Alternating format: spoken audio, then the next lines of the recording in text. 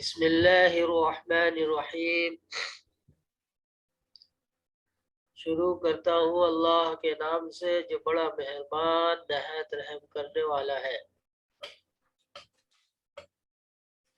یہ دعا اللہ سے مانگ لیجئے.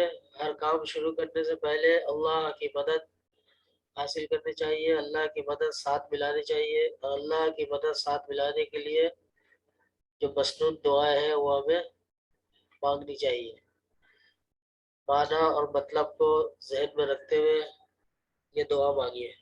ربی زدنی علما ربی اشرح لی صدری ویسر لی امری ربی زدنی علما ربی اشرح لی صدری ویسر لی امری ربی زدنی علما ربی اشرح لی صدری ویسر لی امری. اللهم إني أسألك علما نافعا ورزقا طيبا وعملا متقبلا. اللهم إني أسألك علما نافعا ورزقا طيبا وعملا متقبلا. اس کا ترجمہ کوئی بتائے گا، مفہوم بتائے گا؟ کوئی طالب علم کوشش کرے اس کا ترجمہ مفہوم بتائے. جی بتائیے بتائیں.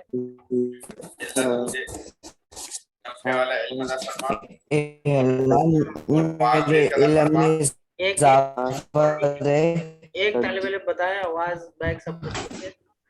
تمام بچوں سے درخواست ہے مائک آف رکھے، بند کر دے، اور جس سے میں سوال پوچھوں وہ بتائے. اگر میں کسی کو بند کروں گا تو سب بچوں کو بند ہو جائے گا نا، اس لیے پھر مسئلہ ہو جائے گا. جی. اے اللہ، میں تجھ سے سوال کرتا ہوں، مانگتا ہوں نفع پہنچانے والا علم اور حلال مال، حلال رزق. جو بھی کچھ ہم کھا پی رہے ہیں وہ حلال ہونے چاہیے. ایک لقمہ اگر حرام کھائیں گے تو 40 دن تک عبادت قبول نہیں ہوگی. وہ عمل ہم متقبلہ، اور جو عمل ہم کر رہے ہیں وہ قبول ہو. ایسا عمل کی توفیق دے اللہ. ایسا عمل ہم تجھ سے مانگتے ہیں، توفیق چاہتے ہیں جو عمل قبول ہو. یہ مفہوم ہو گیا. ٹھیک ہے، چلے اس کو ذہن میں رکھیں بیٹا. وقتاً فوقتاً میں معلوم کرتے رہوں گا، پوچھتا رہوں گا کہ اس کا مفہوم ترجمہ کیا ہے.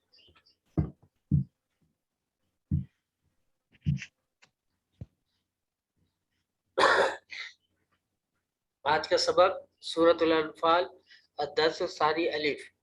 الدرس الثانی، الدرس الاول الف با جیم، یہ مکمل ہو گئے. آج درس الثانی یعنی دوسرا سبق، سورۃ الانفال کا دوسرا سبق الف شروع ہو رہا ہے. ٹھیک ہے، آپ کی کتاب میں صفحہ نمبر 21 پر ہے. آپ کی کتاب اسلامیات کی صفحہ نمبر 21 آپ لوگ دیکھیں. پچھلے سبق میں کیا پڑھا تھا؟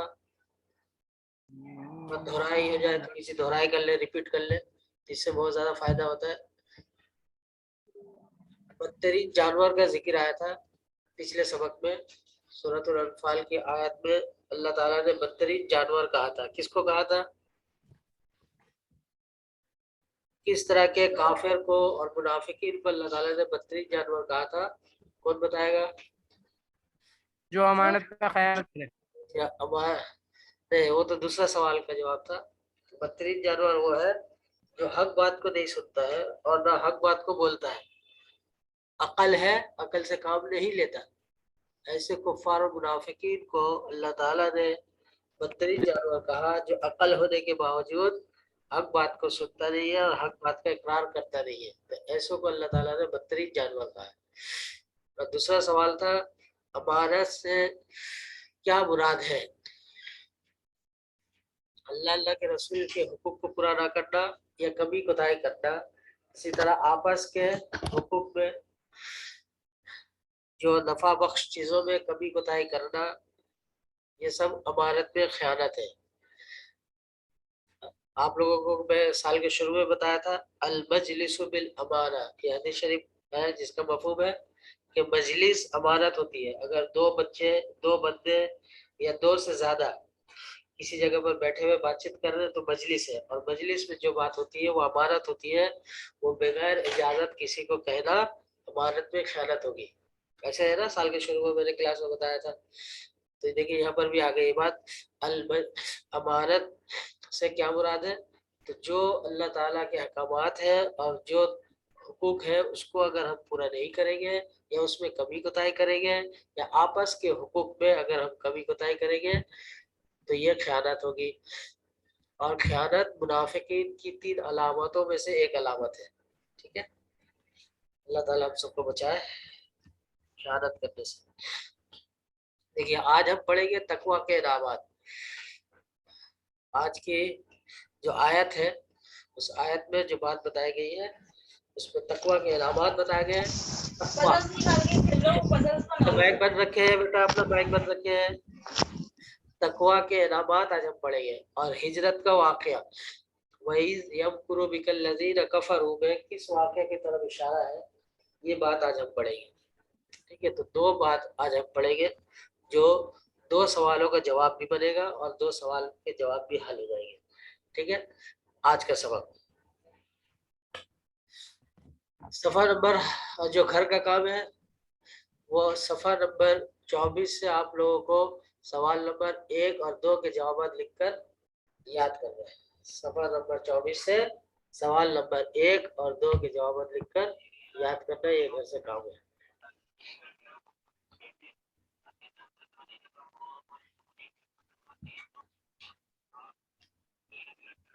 دیکھیے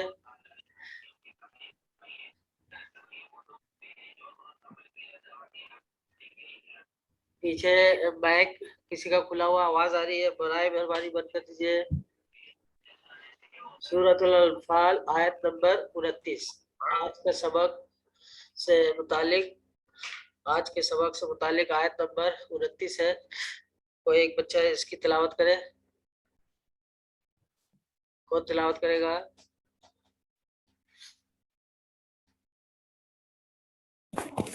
میں کروں؟ جی بیٹا کریں, جو ہمت پہلے کرتا ہے وہی کرے. یا ایھا الذین آمنوا ان تتقوا اللہ یجعل لکم فرقانا. اعوذ باللہ بسم اللہ میں پڑھنا چاہیے, دھیمی آواز میں پڑھ لیں گے تو کام چل جائے گا. لکیر دے لگائے, مہربانی ہوگی. اعوذ باللہ من الشیطان الرجیم بسم اللہ الرحمن الرحیم. یا ایھا الذین آمنوا ان تتقوا اللہ یجعل لکم فرقانا. آگے پڑھیے ترجمہ. ترجمہ آئی نہیں رہا. جی بیٹا بھی آ جائے گا.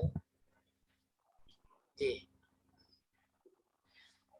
ترجمہ: اے ایمان والو, اگر تم اللہ کے ساتھ تقوی کی روش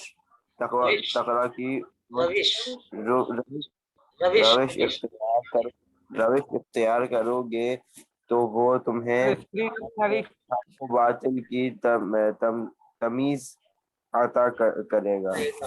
اس آیت کے ترجمے میں یہ بات بتائی جا رہی ہے.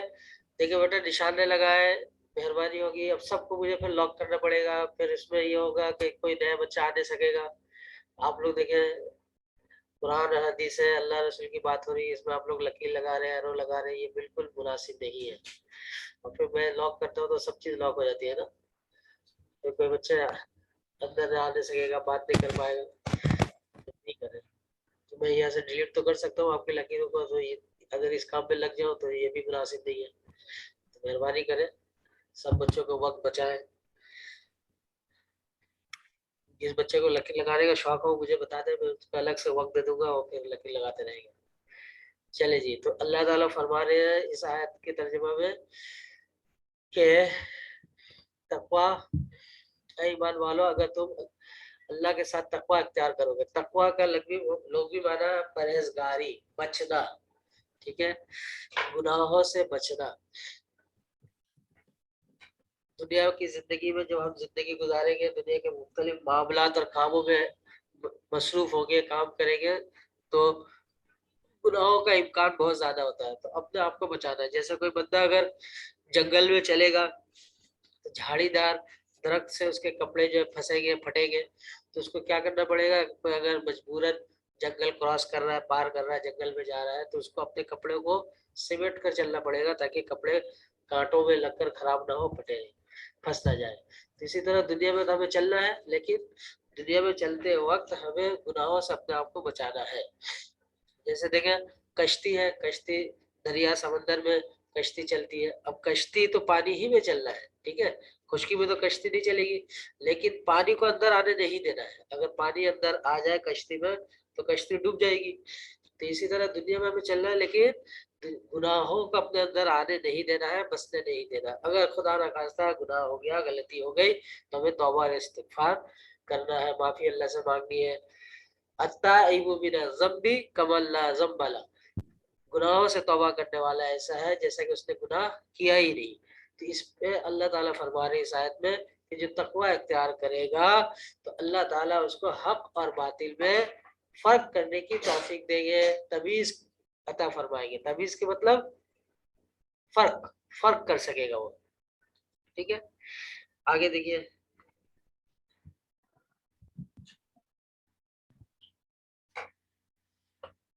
इस आयत में तकवा के 3 इनामात का जिक्र है। ऐसी अकल और बसीरत, पहली जो है अल्लाह ताला ऐसी अकल और बसीरत समझदारी देंगे जिससे हक और बातिल में फर्क कर सकेगा। यानी जो तकवा इख्तियार करेगा, जो गुनाहों से बचेगा, ठीक है, तो अल्लाह ताला उसको ऐसी अकल, समझदारी, बसीरत देंगे, समझ और बूझ देंगे जिससे वो हक और बातिल में फर्क कर सकेगा। नंबर 2, ऐसे अमल सालिहा की तौफीक जो तमाम गुनाहों पर गालिब आ जाए। अल्लाह ताला मुत्तकी को, परहेजगार को ऐसे नेक अमल, अमल सालिहा, नेक अमल की तौफीक देंगे जिससे वो, जिसके तमाम गुनाहों पर गालिब आ जाए, यानी कि गुनाह कम हो जाएंगे उसके, और नेक अमल, अच्छे काम, अमल सालिहा उसके ज्यादा हो जाएंगे। और नंबर 3, आखिरत में मगफरत और माफी का ऐलान है मुत्तकी और परहेजगार के लिए जो गुनाहों से अपने आप को बचाएगा। अल्लाह ताला ने उनके लिए ऐलान फरमा दिया कि ऐसे लोगों को अल्लाह ताला माफ फरमा देंगे। आखिरत की मगफरत और माफी का ऐलान उन लोगों के लिए हो गया जो मुत्तकी और परहेजगार होगा, तकवा इख्तियार करेगा। दूसरी आयत सूरह अल-अनफाल की आयत नंबर 30 है।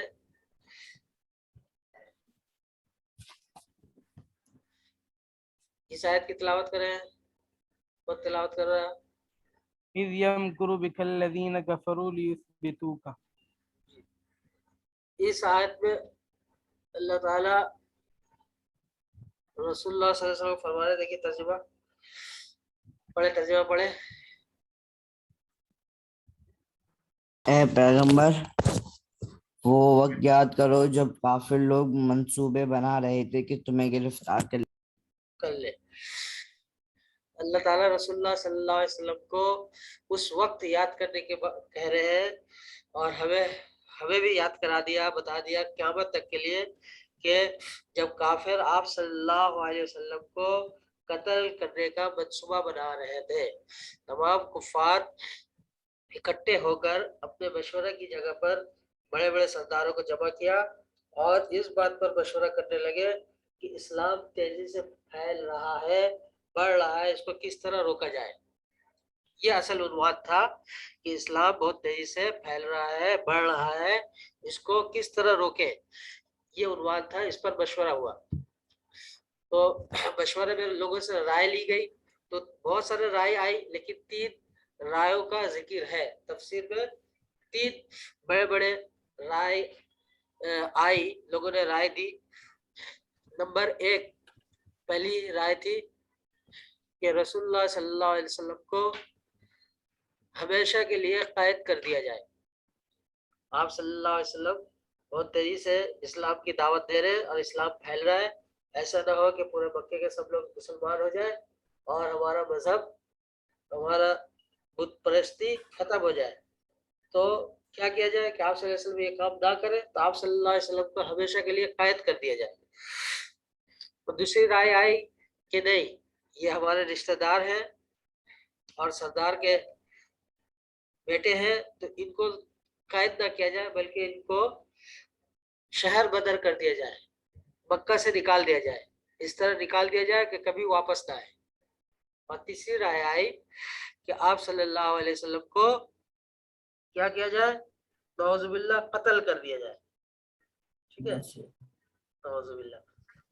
तो ये जो आखिरी राय थी, इस पर इत्तेफाक हुआ, सब ने मिलकर इसको टिक किया और कहा कि बस इस पे अमल हो जाए। राय तो बहुत सारे आई, ये 3 राय अहम थी, लेकिन 3 में से फिर एक को उन्होंने फैसला किया, एक राय पर, कि आप सल्लल्लाहु अलैहि वसल्लम को नौजुबिल्लाह कत्ल कर दी जाए। फिर कत्ल करने के बारे में ये तय हुआ کہ تمام قبائل سے تمام خاندان سے ایک ایک نوجوان اکٹھے ہو جائے اور جب آپ صلی اللہ علیہ وسلم فجر کی نماز کے لیے گھر سے نکلے تو تمام نوجوان تمام قبائل کے ایک ایک لڑکا آپ صلی اللہ علیہ وسلم کو ایک بارگی میں اچانک حملہ کر کے قتل کر دے. نعوذ باللہ.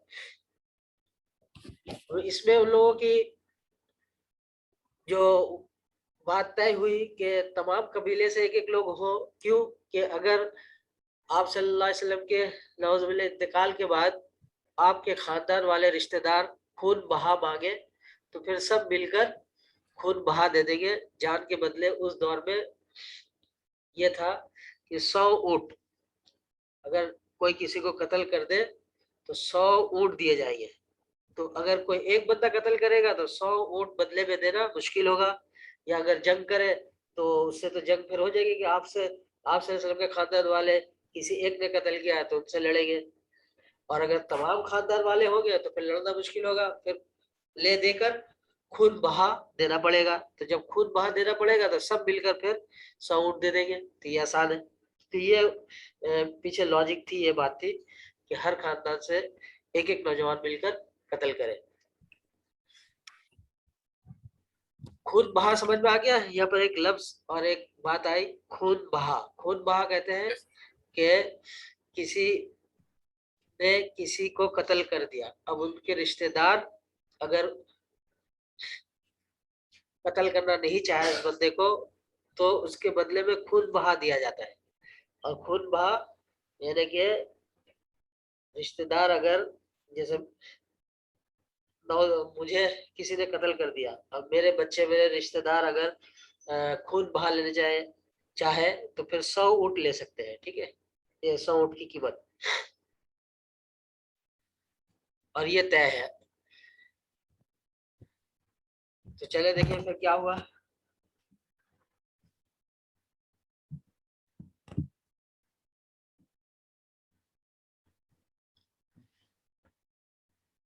صفحہ نمبر 24 میں سوال ہے. ٹھیک ہے, اس میں سے پہلا سوال کیا ہے, ان آیت میں تقوی کے کیا انعامات بیان ہوئے. اب ہم سوال حل کر رہے ہیں. پہلے جو 2 آیتیں تھیں ان سے متعلق جو باتیں تھیں میں نے بتا دیا. مزید تفصیل سوال میں بتائیں گے. ٹھیک ہے, جواب کے انداز میں. تو یہ سوال کا جواب دیکھیے. سورۃ الانفال کے آیت میں تقوی کے 3 انعامات بیان ہوئے ہیں جو مندرجہ ذیل ہے. یہ جو لکھا ہوا ہے ابھی جو سوال اور جواب لکھا ہوا آ رہا ہے آپ کو اسی طرح لکھنا ہے رجسٹر میں کاپی میں, اور بعد میں انشاءاللہ نوٹس میل کر دوں گا. جن بچوں نے مجھے ای میل ایڈریس دیا ہے میں ان کے ای میل ایڈریس پر نوٹس بھیج دوں گا. اب تک 15 بچوں نے اپنے ای میل ایڈریس دیے ہیں اور ان لوگوں کا درس الاول الف با جیم یہ 3 چیپٹر کے سوالات کے جوابات میں نے میل کر دیے 15 بچوں کو, کیونکہ اب تک 15 بچوں نے اپنے ای میل ایڈریس دیا ہے. باقی بچے بھی مجھے اپنے ای میل ایڈریس میل کر دیں. دیکھیے پہلا انعام, متقی کو اللہ تعالیٰ کی طرف سے ایسی عقل و بصیرت عطا کی جاتی ہے جس کے ذریعے اسے حق و باطل اور کھرے کھوٹے میں امتیاز کرنے کی توفیق حاصل ہو جاتی ہے. امتیاز کھرے کھوٹے میں, کھرے کہتے ہیں خالص چیز کو اور جس میں ملاوٹ ہو اس میں کہتے ہیں اس کو کھوٹا. ٹھیک ہے, کھرے کھوٹے میں امتیاز یعنی فرق کرنے کی قوت طاقت حاصل ہو جاتی ہے. یہ پہلا انعام ہے. اسی طرح آپ لوگوں کو لکھنا ہے اور یاد کرنا ہے. صحیح ہے. دوسرا انعام, متقی کو آپ نوٹس میں لے لیں گے. جی لیکن آپ لوگ دیکھیں یہاں پڑھے سب نوٹس کے اوپر بھروسہ تو نہیں کریں. دنیا کی بہت ساری باتیں ہم لوگ سن کر پڑھ کر یاد کر لیتے ہیں نا, ذہن میں رہتی ہے. تو ہمیں چاہیے کہ سبق کو بھی نوٹس پر سارا بھروسہ نہیں کریں. ہمیں تو اسلامیہ اللہ کے لیے پڑھنا ہے. اچھا سوالات بعد میں کر لیجیے گا آخر میں, ابھی اس کو سنیے. دوسرا متقی کو ایسے اعمال صالحہ کی توفیق نصیب ہوتی ہے جو اس کے تمام گناہوں اور لغزشوں پر غالب آ جاتے ہیں. گناہ لغزش غلطی, ٹھیک ہے, غلطیوں پر غالب آ جاتے ہیں. اللہ تعالیٰ اس کو ایسے اچھا اور نیک اعمال اچھے کام کرنے کی توفیق دیں گے جس سے وہ اس کے نیک اعمال کام زیادہ ہو جائیں گے اور گناہ اس کے کم ہو جائیں گے. کیونکہ کل قیامت میں نیکیاں جو ہے تولی جائے گی نا, ترازو میں رکھی جائے گی, ایک ترازو میں نیکیاں ہوگی, ایک ترازو میں غلطیاں گناہ ہو گئے. جو پلہ بھاری ہوگا اسی کا اعتبار ہوگا, تو اس کے گناہ جو ہے کم ہو جائے گی اور نیکیاں زیادہ ہوگی, نیکی کا پلہ بھاری ہو جائے گا. ٹھیک ہے, دیکھیں آگے دیکھیں تیسرا انعام, متقی کے لیے آخرت کی مغفرت اور تمام گناہوں اور خطاؤں کی معافی کا اعلان ہے. متقی کے لیے, جو متقی اور پرہیزگاروں کو, متقی سمجھ میں آ گئی نا بیٹا, ایم سی کیوز میں آ سکتا ہے کہ متقی کے معنی ہے گناہوں سے بچنے والا ہے جی, گناہوں سے دور بھاگنے والا. تو آپ کس پر ٹک لگائیں گے؟ گناہوں سے بچنے والا. پرہیزگار, پرہیزگار میں متقی کے معنی ہے پرہیزگاری, متقی کے معنی ہے گناہوں سے دور جانا. تو پرہیزگاری اور گناہوں سے بچنا یہ اصل معنی ہے, اس کو یاد رکھیں. باقی جو ہو گیا MCQs میں اگر آتا ہے تو باقی فالس ہو گیا, اصل صحیح جواب لوگ یاد رکھیں. لیکن نہیں لگا ہے, متقی کے لیے آخرت کی مغفرت اور تمام گناہوں اور خطا سے معافی کا اعلان ہے. سوال نمبر 2, وَإِذْ يَمْكُرُ بِكَ الَّذِينَ كَفَرُوا میں کس واقعے کی طرف اشارہ کیا گیا ہے؟ یہ سوال سے ذہن میں بات آ گئی. وَإِذْ يَمْكُرُ بِكَ الَّذِينَ كَفَرُوا میں ہجرت کے واقعے کی طرف اشارہ کیا گیا. ٹھیک ہے, دیکھیے جواب, وَإِذْ يَمْكُرُ بِكَ الَّذِينَ كَفَرُوا میں اس واقعے کی طرف اشارہ کیا گیا ہے کہ ہجرت سے پہلے کفار مکہ نے ایک اہم مشورے کے لیے تمام بڑے بڑے سرداروں کو جمع کیا. اس مشورے کا مقصد تھا کہ کس طرح اسلام اور مسلمانوں کی ترقی کو روکا جا سکے. ٹھیک ہے, اور پورا واقعہ میں نے آپ کو بتا دیا. پھر ایسا ہوا کہ تمام قبیلے سے ایک ایک نوجوان, اپنا مائک بند کرے بیٹا, پیچھے مائک بند رکھے, مہربانی ہوگی. آواز آ رہی ہے بیک سے, بیک بند رکھے.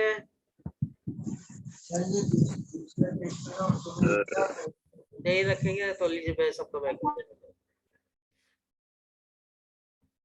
تو دیکھیں اس کے بعد تمام قبیلے سے ایک ایک نوجوان اکٹھے ہو گئے اور آپ صلی اللہ علیہ وسلم کو قتل کرنے کا چاہا, لیکن آپ صلی اللہ علیہ وسلم نے اللہ تعالیٰ کے حکم سے علی رضی اللہ تعالیٰ عنہ کو اپنے بستر پہ سلایا اور اللہ کے حکم سے ہجرت کے لیے روانہ ہو گئے. ایک مٹھی مٹی لے کر تمام نوجوانوں اور کافروں کی طرف مارا. اللہ تعالیٰ نے مٹی کو کافروں کے آنکھوں میں پہنچا دیا اور سب اندھے ہو گئے, کچھ دیکھ نہیں پا رہے تھے. اور رسول اللہ صلی اللہ علیہ وسلم ان کے درمیان سے ہجرت کا سفر شروع کیا, ہجرت کے لیے نکل پڑے. تو اللہ تعالیٰ جو چاہتے ہیں وہی ہوتا ہے, اور انہوں نے قتل نہیں کر سکا. ٹھیک ہے, کوئی بھی قتل کی ہمت ہی نہیں ہوئی, کیونکہ آپ صلی اللہ علیہ وسلم کو اللہ نے ہجرت کا حکم دے دیا. آپ صلی اللہ علیہ وسلم علی رضی اللہ تعالیٰ عنہ کو اپنے بستر پر سلایا, اس لیے سلایا کہ آپ صلی اللہ علیہ وسلم کے پاس امانتیں ہوتی تھی لوگوں کی, تو علی رضی اللہ تعالیٰ کو دیا تاکہ وہ لوگوں کی امانتیں پہنچا دے.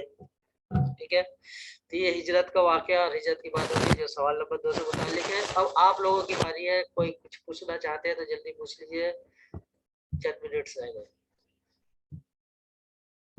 جی پوچھے سر. بیٹا. سر یہ جو آپ کوشچن کر رہے ہیں کاپی میں لکھ, وہ جو آپ نے نوٹس دیے, وہ آپ نے جو PDF دیا ہے وہ